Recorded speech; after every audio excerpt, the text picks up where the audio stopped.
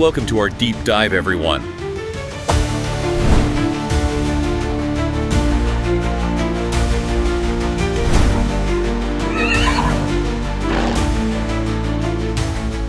Welcome to the deep dive. Look, if you follow harness racing, you know why we're doing this today. Oh, yeah.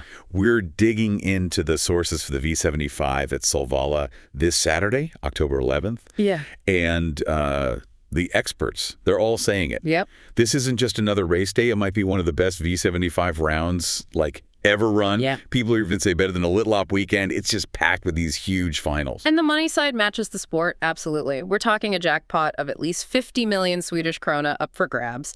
So for you listening, well, the stakes are pretty high. And figuring out what's real insight versus just noise.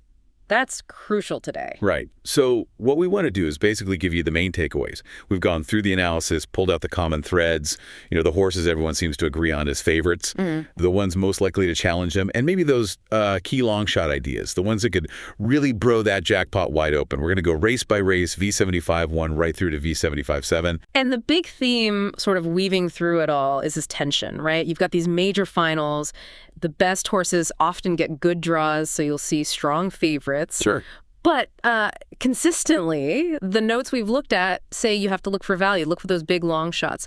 Especially, and this is interesting, where maybe the international horses, a lot from France, might be a bit underestimated in the early betting. Okay, that's a great point. Let's get straight into it then. V75 TAF 1, the UET Grand Prix, the Europater bite for the 4-year-olds, 2,140 meters, auto start. Yeah, and the consensus pick here is pretty clear. It's the Swedish Derby winner, One Dream Mine. Makes sense. He's got the rail, number one, huge talent. Most folks think he'll just, hold the lead and that's that. He's the one they all have to beat. But nobody's saying just bet him alone, are they? Yeah. The sources seem quick to mention others. No, definitely not a lock. The analysis points straight to the top horses from the trials. You've got 2 Bullets, Full at the Blue Sky, won the Crayurit before, should get a good trip. And then 3 Lovino Bello, the French trial winner. It's got this wicked finish, apparently. So that core group of 3, you kind of have to include them. What about the start? I saw some chatter about that. Yeah, that's where it gets interesting. Lots of talk about the speed of 4 Preacher Man. If he blasts out and mixes it up early, forces a hot pace, that could perfectly set things up for 5 Far Wise A's. Remember him? Sprinter, Mestar, and winner. He looked really sharp coming back from a break in his new stable debut, showing great form. And this fits with what you said earlier about international horses being maybe undervalued. Yeah. Especially if they draw wide. Exactly. That's a big theme here. Look at 12 Frank Gio. Immense ability, was the clear favorite in his trial, but gets draw 12 and suddenly the betting percentage drops way down. Or Tenleyuka, known for just flying home late from the back. You just can't ignore that kind of raw class no matter the starting spot. Domestic loyalty might be creating some value there. Gotcha. Okay, so respect the class, even from bad draws. Let's switch gears completely now. V75-2, the Walter Lundberg's Memorial. This is a real grinder. 3,140 meters volt start. A stayer race. And one name seems to dominate the discussion. Oh, absolutely. 14 Ideal Duouche, French import. He's so highly thought of.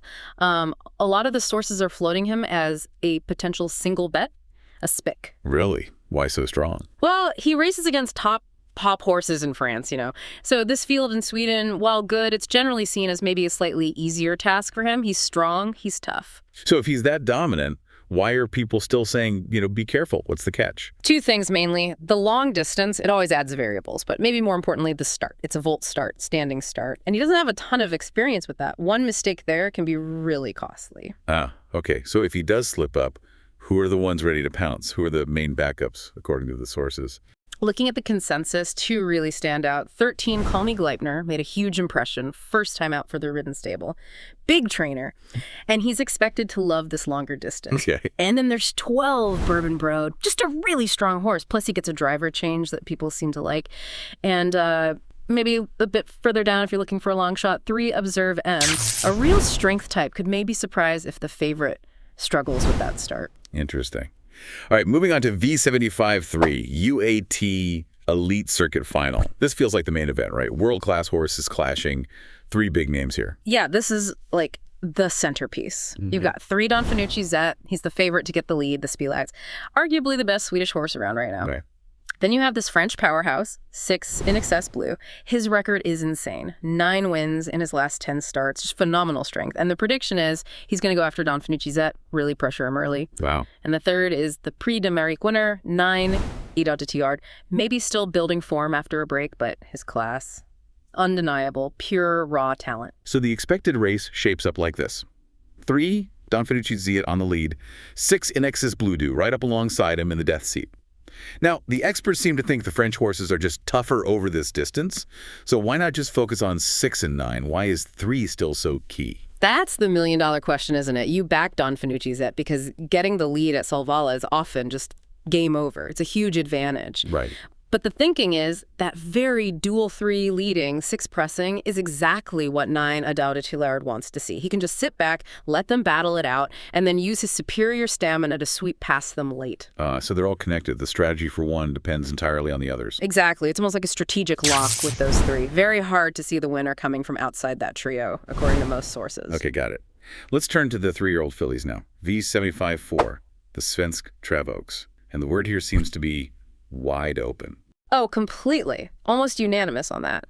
This race, historically, it's just tough. Lots of surprises. And this year, there are a whole bunch of fillies who seem pretty evenly matched. You really need to spread your bets here. Okay, so run us through the main contenders, the ones getting the most attention. All right, so leading the charge, you have 1 gifted Kronos, fast starter, and importantly, going barefoot now. That's often a big plus. Equipment change, right? Yeah. Then there's 3 Bonsgard. She won the E3, seems to be getting better and better. And 11 Cobra Brick. She was really tough in her trial, but she kind of needs a fast pace up front for her finish to come into play. Okay, those are the top ones. Yeah. But in an open race, we need value. Any long shots consistently mentioned. Yes, definitely. The one that kept popping up is 9 Slipstreams On. She's won 4 straight, improving fast. Notes mention equipment changes again, and maybe getting a perfect trip. Could be dangerous. Anyone else? Also 8, Motor Teresa Sisu. She ran really well in her trial despite having a tough journey. Might be getting overlooked just because of the wide draw. And maybe 5, Ursula. Very fast starter, some equipment tweaks there too.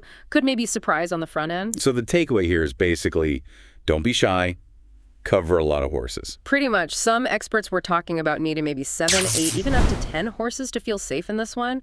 Aggressive coverage seems key. All right. V75-5 next, the D-Mens Duet Final. 2,140 meters again. Top-class mares, and again, that international flavor. Yeah, the focus really narrows down here, mainly onto 2 outstanding mares. 12 Clarissa, she's the reigning European champion mare, incredibly tough. She's the top pick, the tip setting, even from draw 12, because she can do the work herself. Okay, strong favorite. Who's the main rival? That would be 11 Ollie Hollerud. Her form looks like it's peaking at the right time, and she's known for having a really sharp kick at the end. Strong second choice. So the race dynamic probably hinges on the pace setter. Who's likely to lead? Looks like 5 Nilla Lane. She's quick off the gate, likely leader. The big question is she good enough to hold off Clarissa and Ollie Hollerud over the full distance? That's the tactical puzzle. Right. And what about 7 Cafio Champagne? She won the Mares SM. That was a huge performance, right? It was massive, shocked quite a few people. But now, well, the task's tougher, the draw is worse. Several sources are actually warning against her, thinking she might be overbet based on that one big win. They prefer sticking with the proven class of 11 and 12. So the advice is lean towards locking with 11 and 12. Maybe throw in 5, just in case she steals it on the front. That seems to be the common thread, yeah. Seems like a solid approach. Okay, let's move to the 3-year-old colts, V75-6, the big one. Svensk Trav Criterium, 200, 640 meters, volts start again. The crown for the Swedish-borns. Yeah, and there's a real tension here between, like, reputation and current form, maybe potential. You've got 3 Wise Guy. He's been called the king of the crop, the top horse, based on past achievements. But his recent form maybe hasn't been quite as sharp. Some question marks there. And then you contrast that with 1 Omega River. From the rail? From the rail, yeah. He's shown just explosive development lately. It looks like the probable leader. And critically, the big talking point is the equipment change. He's going barefoot. The scurry trick. Many sources think that could be the key. So the buzz is shifting a bit, away from the established king towards the potential leader with the equipment boost. Seems that way. A lot of the analysis suggests 1 Omega River is maybe the more interesting bet right now because of the draw and that barefoot angle. If he gets the lead, many think he could just go all the way. And if he leads, Who benefits from sitting right behind him? That would likely be 2-2. Perfect chest. He's also improving, also getting some equipment changes for the final. Perfect spot in the pocket behind number 1. Can't ignore him. And you also have to mention 4 Knoxville. He's just a winning machine, isn't he? So reliable, always seems to deliver a good performance. Any deeper long shots here? 90 all gets mentioned. Strong finisher, but really needs them to go fast early for him to have a shot late. Needs the race to set up for him. Okay, final race then. V75-7, the Silver Division final. 2,140 meters, auto start. Seems like there's a pretty strong favorite here, too. Oh, yeah. Overwhelming favorite is 2 Icebreaker Pellini. The sources call him pill fast, arrow fast from the gate.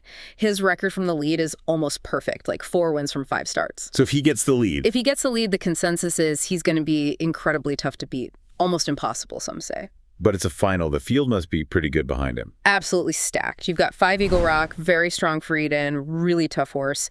8 Savastano, you could argue he has the highest raw class in the whole field, but the draw, position 8, is tricky. And 6 Competitivo is coming off a really sensational performance, top recent form, so plenty of quality chasing him. And you flagged one earlier, a real potential hidden threat. Low percentage. Yeah, this one's interesting. 3 Vesterbo, exciting. Only about 2% bet on him in the early figures.